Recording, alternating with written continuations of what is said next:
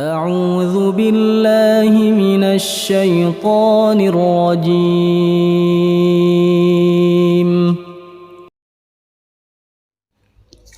Allahumma sholli ala Muhammad wa ala ali Muhammad. Assalamualaikum warahmatullahi wabarakatuh. Hai saudara-saudaraku dimanapun kau berada, semoga selalu dalam lindungan Allah Subhanahu wa ta'ala. Baik, pada kesempatan kali ini kita akan membahas tentang mengenai topik akhir zaman, dimana pada pembahasan kali ini membahas tentang akhir zaman, yaitu tentang kemunculan Dajjal, Imam Mahdi dan Isa. Baik, diketahui oleh kita semua dari penjelasan para ulama terdahulu ataupun sekarang ini bahwa ketiga di atas yang tadi saya sebutkan akan muncul pada akhir zaman, yaitu Dajjal, Mahdi dan Isa. Ya, dan kita semua juga termasuk, saya yakin bahwa di atas yang disebut di atas yaitu akan muncul ya. Baik, akan tetapi pada penjelasan saya kali ini terkait Dajjal, Mahdi dan Isa mungkin akan sedikit berbeda ya teman-teman, dan mudah-mudahan bisa menambah ilmu dan keimanan kita ya. Oke, kita langsung saja pada inti pembahasan, dan mungkin akan saya buat 3 tahap ya.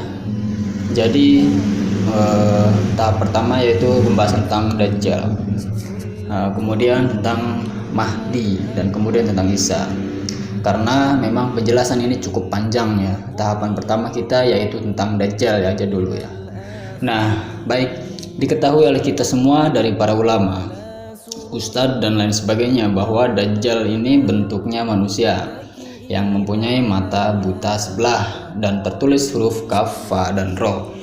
Ya mungkin bisa saja terjadi, bisa saja benar juga ya teman-teman, dan kita pun harus meyakini hal tersebut ya, karena masuk ke dalam akhir zaman ya.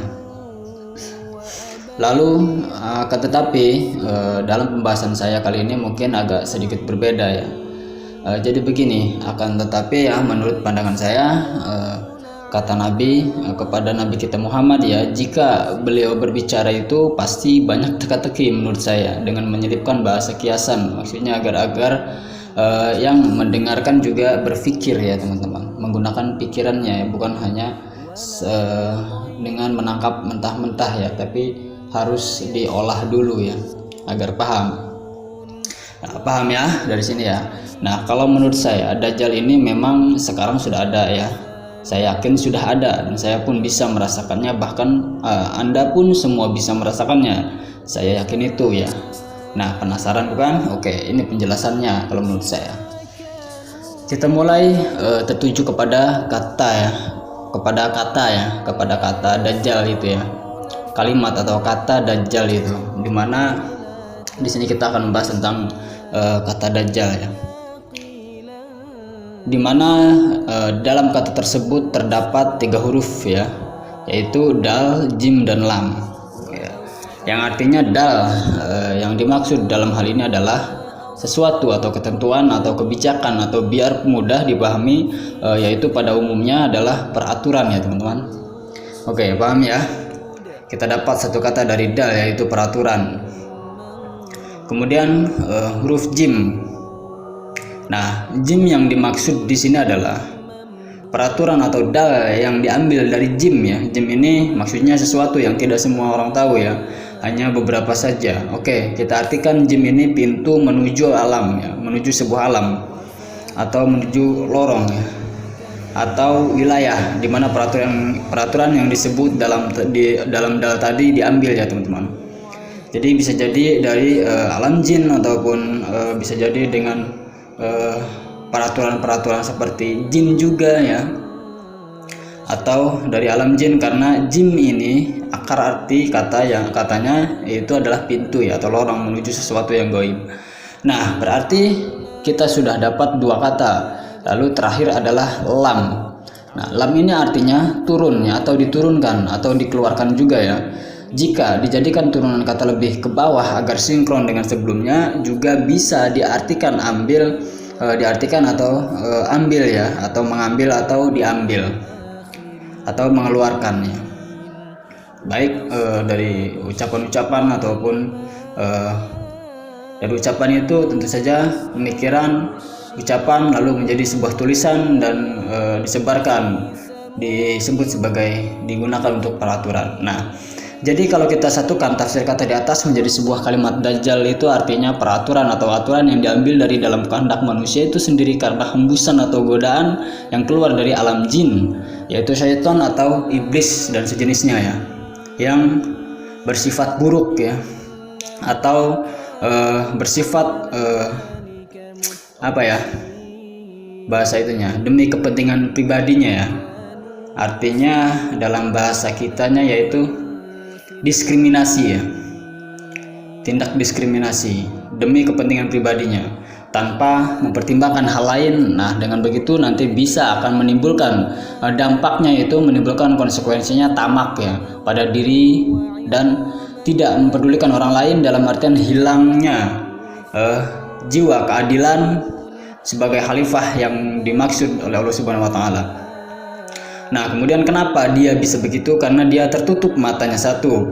Artinya mata di sini mata yang melihat kepada kebaikan, mata yang bisa menimbang ya, atau melihat sesuatu yang baik dan sesuatu yang buruk, yaitu mata hati ya, mata hatinya yang tertutup.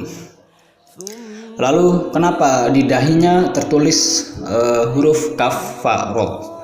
Ini menurut pandangan saya dibacanya bukan kafir ya teman-teman, tapi lebih kepada kufur. Menurut saya ini kufur.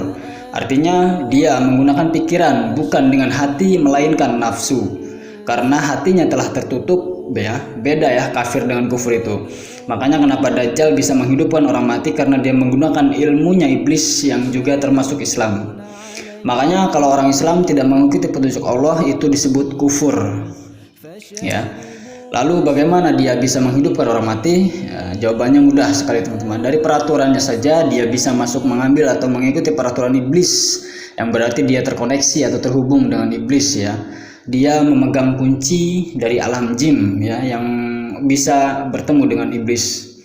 Dengan begitu bisa saja dia minta kepada iblis, kemudian iblis pun berdoa kepada Allah sesuai dengan tugas dan perjanjiannya iblis dengan Allah. Disitulah Allah mengabulkannya ya, masuk akal bukan?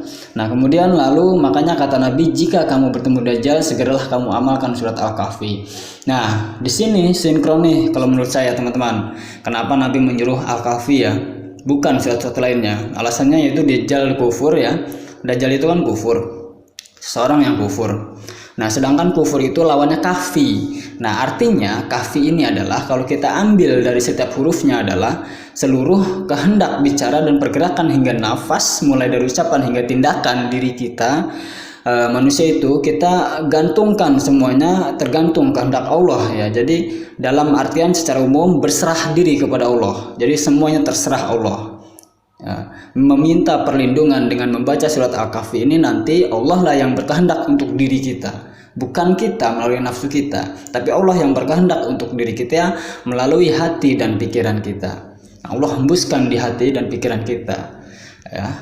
Dilihat dari ayat pertama Al-Kahfi juga diawali dengan bacaan Alhamdulillah ya, dan diakhiri dengan iwaja ya. Ini bukan artinya bengkok ya. Bengkok itu hanya terjemahan dari translate bahasa Arab ke Indonesia. Dan artinya adalah iwaja itu seluruh yang kehidupan yang keluar dari jan ya, yang tidak kita ketahui, yaitu dari tempatnya Allah. Dan jim yang ditanwin mewakili seluruhnya, yang keluar dari jim ini lahu lah yang berkehendak ya. Jadi Allah lah yang berkehendak, yaitu Allah, di mana alhamdulillah itu adalah kita menyerahkan apa yang ada di badan kita kepada Allah, bahkan kehidupan kita. Jadi intinya kita mengembalikan kehidupan kita itu kepada Allah ya, dan menyerahkan diri kita kepada Allah. Biarlah Allah yang berkehendak terhadap diri kita. Mungkin cukup sekian pembahasannya tentang Dajjal. Nanti kita akan bahas lagi tentang Mahdi dan Isa ya. Oke teman-teman, cukup sekalian kali ini. Assalamualaikum warahmatullahi wabarakatuh.